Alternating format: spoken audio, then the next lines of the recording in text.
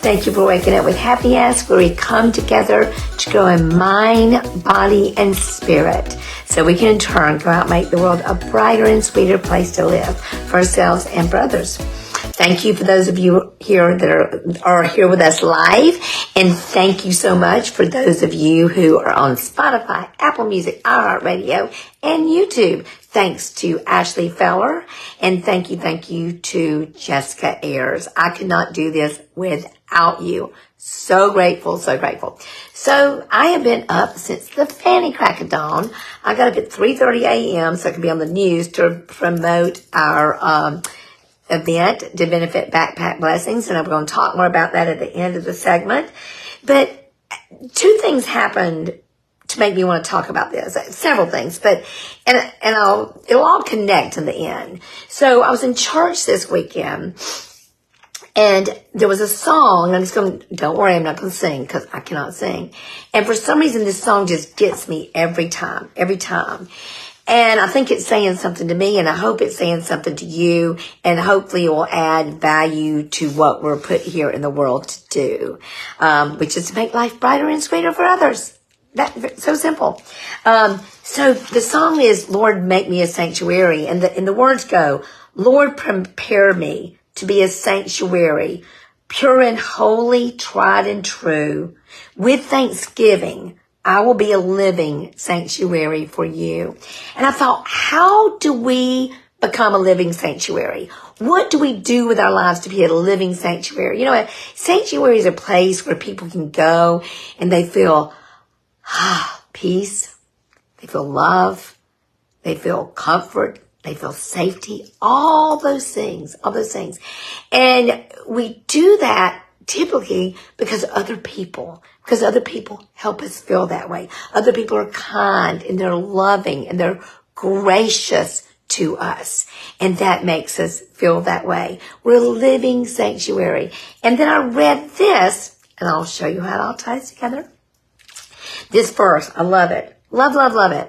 It says, Christ the Father of compassion and the God of all comfort, who comforts us in all our troubles, so that we can comfort those in any trouble with the comfort we ourselves receive from God. 2 Corinthians 1:3-4. So that we can comfort those in any trouble with the comfort we ourselves receive from God. Y'all, we are designed from the very beginning to live in community, to be with each other, to help each other, to love each other, to grow with each other, to be a living sanctuary, pure and holy, tried and true. And guess how we don't do that? I'm going to tell you, I don't do that. We don't go on Facebook. We don't blast a party. We don't blast anyone. We don't say, let's go, Brandon. We don't make fun, whether you agree with him or not. You don't give Trump a hard time. You can talk about policies all day long, but do not criticize God's kids. That is not being a living sanctuary. And I wasn't going to talk about this. For some reason, God must have put this in my heart.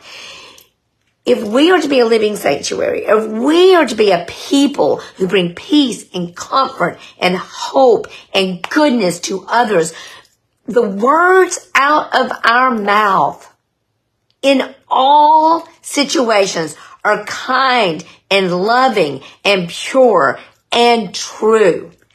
I have gotten so much this way over the years that I feel it in my heart, in my spirit, when I say something unkind to somebody. When I say anything that is of a quality that might hurt someone, that might criticize, that might demoralize. No one ever in the history of mankind has gotten better over criticism, over someone being unkind and blasting them in public, blasting them right face to face.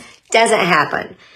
Words of encouragement, being a living sanctuary, so that we can comfort those in any trouble with the comfort we ourselves receive from God. And if we ourselves have gotten kindness and love and hope from others, we too have to share that. Y'all, and this is crazy, blows my mind. And I think it's gotten worse since social media. But we can be very lonely. And y'all, do you know that loneliness has been equated to smoking cigarettes? Shut up. It's been equated to cigarette smoking, obesity, lack of exercise, in increasing our stress levels, thus increasing our possibility of not living a long, fruitful, joyous life. Who knew that the prescription for happiness was good relationships? Who knew? You know who knew? God knew. He's been talking about it forever. He says, where two or more are gathered, there am I also. Two or more. That's people. That's community. Y'all, we are built to be kind and loving. And it breaks my heart. You know, Andy Stanley says that you should always, that you'll find your gift, you'll find your purpose in the things that break your heart. Well, the thing that breaks my heart is when people aren't kind. When people are ever not kind, it breaks my heart. Because you know who it hurts? You know who it hurts when you're not kind? It hurts you.